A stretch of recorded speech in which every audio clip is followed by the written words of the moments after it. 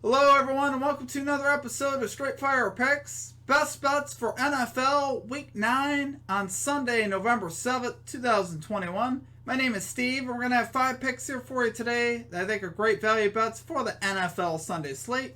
As always, just want to thank you all for your continued support in the channel. If you are new to the channel here today, please be sure to hit that like and subscribe button. Always appreciate that. We're trying to reach 850 subscribers here by the end of the week.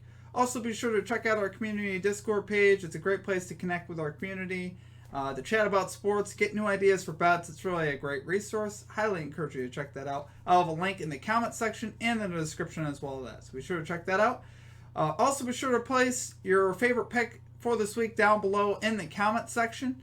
Love chatting with you guys in the comments about that. If you'd like it included in our comment capper section, just be sure to put a star or an asterisk next to your pick, and we'll include it in our video the following week. As far as our results from the previous episode, these are results from NFL Sunday Week 8. For our comment cappers, we had one call out there by the Magic Man, calling the first half under in the Lions-Eagles game at under 24.5. Cashed this one easily at 17 points at halftime. I wish I was on that bet because I actually took the full game under, which fell apart in the second half. What can you do? As far as our stream results, we went 0-4. We laid an egg. It was really a bad week, really an unlucky week in a lot of ways.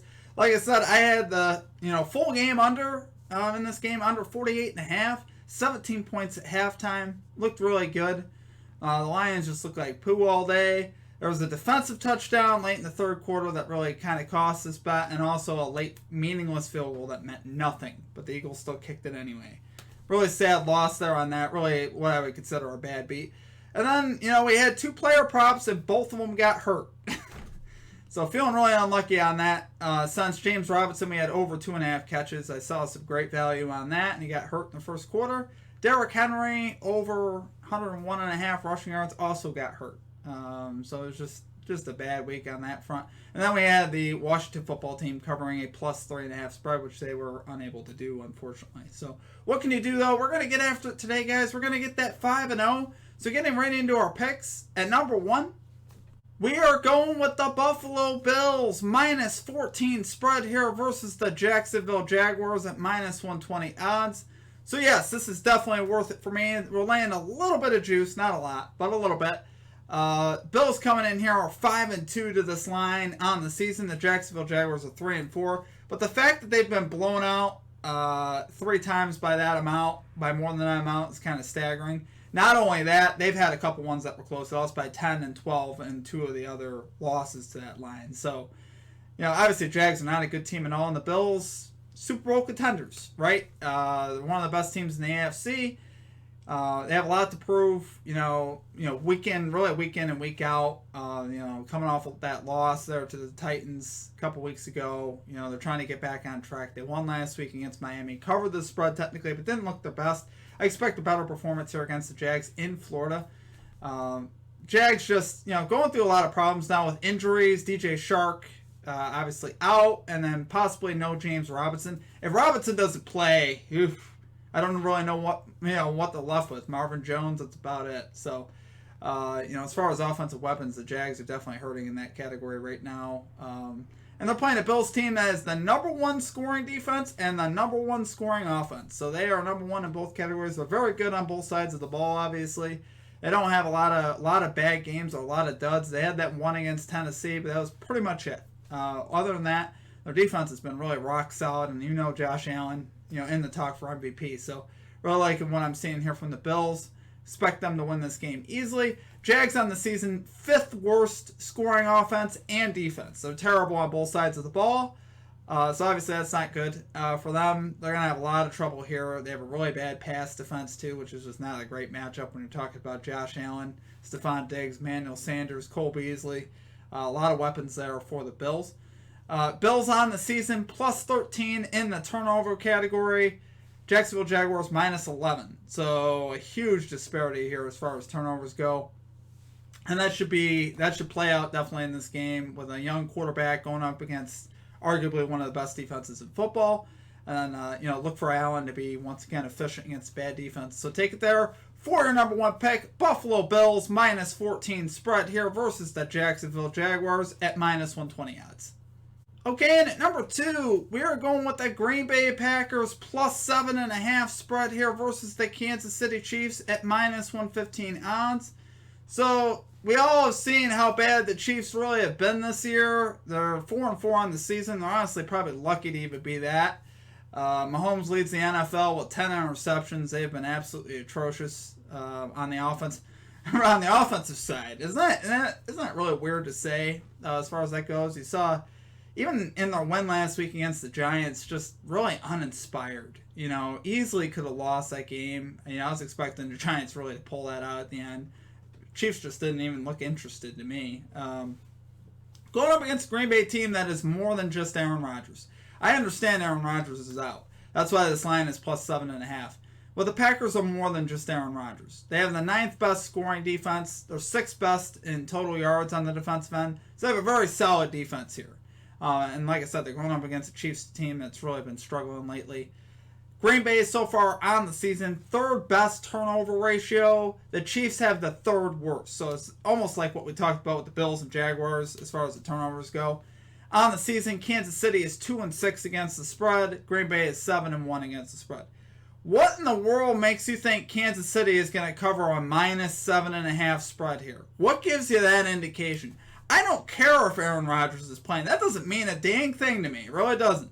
Jordan Love is supposed to be their future quarterback, right? After Aaron Rodgers, potentially. I think he's good enough to hang with a Chiefs team that has been awful. I'm just going to tell it like it is. We're going to speak the truth here. They have been absolutely horrible. There is no reason in the world to think Kansas City covers 7.5 right now. They do not look like that kind of team. Against a team that is competing for a Super Bowl. Green Bay is 7-1, have a great defense, they have a great running game. They do have Aaron Rodgers, when he comes back, obviously, but the defense and the running game can carry the Packers in this game. And you know what? We might be pleasantly surprised by Jordan Love as well. We can't exactly hate on Jordan Love when we haven't seen a ton from him. He's getting Devontae Adams back healthy as well. He's getting Marquez Valdez-Scantling back. So he's going to have his complement of weapons. He's got the keys to this offense. All he's got to do is drive the car, baby. That's all he's got to do. Hand the ball to A.J. Dillon, Aaron Jones, throw the ball to Devontae Adams. It'll be simple. I promise you. Well, I don't promise you, but anything can happen in football. But I really love the spread, guys. So take it there for your number 2 pick. Green Bay Packers plus 7.5 spread here versus the Kansas City Chiefs at minus 115 odds. Okay, and at number 3, we're going with Jamar Chase over 74.5 receiving yards here for the Cincinnati Bengals. On the season, Jamar Chase 5-3 to this line. He's 3-0 at home, which is where this game will be. Divisional matchup here with the Browns. Bengals and Browns love to get after it in the scoring department. Last season, in their 2 games, 65 and 71 points scored in those 2 games. That's 136 points for those keeping count. So, obviously, I'm expecting some points in this game. I'm expecting some yards from Jamar Chase. Jamar Chase, Joe Burrow talked about earlier in the week, they want to be the best combo in the league. Better than Aaron Rodgers and Devontae Adams, and I think they have a great shot to do it. I really do. Jamar Chase is nothing but special. He is absolutely incredible. He is everything as advertised out of LSU and more. In his last divisional matchup against the Ravens, you saw what he did. Division games are not a problem for him. He put up over 200 yards on the Ravens. Not saying he's going to do quite that amount here on the Browns, but I think overall, I think he's going to have a really solid game here. Browns are a mediocre pass defense. They allow the 15th most receiving yards to wide receivers. So I like that, obviously. They're about middle of the pack there as far as yards allowed to wide receivers. Now, overall, they're actually not bad. I said mediocre. They actually rank slightly above mediocre as a whole. But against wide receivers, they rank 15th, so I'm going to call that mediocre. On the season, 8 wide receivers have cashed this line versus the Cleveland Browns. So I like seeing that as well. You saw Tyreek Hill right out of the gate get about 200 on this team. So, if they can give Joe Burrow a little bit of time to throw, Jamar Chase is going to find his way down the field. They're going to throw him the ball. And he's the type of guy that could cash this in one pass, which is what I love. You start at the 20-yard line, and you throw an 80-yard strike to Jamar Chase. Boom, we're done. That could happen. I'm not saying it will, but it could happen. And I just love his potential. I love how he's been playing at home as well. Like I said, 3-0 at home to this line. he's been a lot of fun to watch, too. The connection between him and Joe Burrow is just nothing but special. And I'm excited to watch this game tomorrow, and I expect him to cash. So take it there for your number 3 pick. Jamar Chase over 74.5 receiving yards here for the Cincinnati Bengals at minus 114 odds. Okay, and at number 4, we're switching gears a little bit here, guys. I talked about the player prop injuries last week, and I told people in the Discord channel, I want to make some adjustments this week because I can't deal with losing the player props. So I'm like, we're going to look for some value underplays. Where we don't have to worry about injuries. It's just going to be about performance, baby, and that's what we want.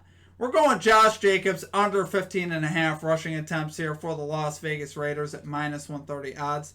So yes, we are laying a little bit of juice here at minus 130. This is the upper limit for me.